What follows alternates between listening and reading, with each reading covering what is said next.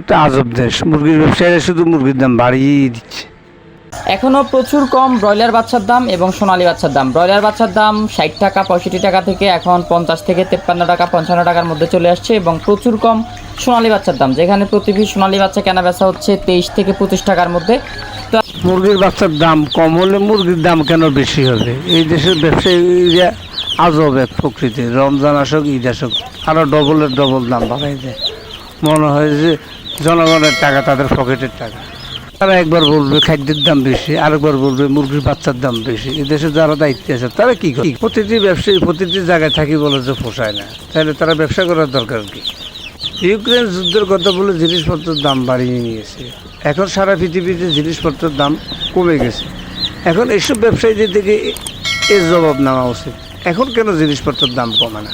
তো মানে একদিকে মানুষের আয় কমে গেছে, অন্যদিকে রাজনৈতিক অস্থিরতা, আর একদিকে ব্যবসায়ীরা জিনিসপত্রের দাম বাড়িয়ে জনগণের জীবন অতিষ্ঠ করে ফেলেছে।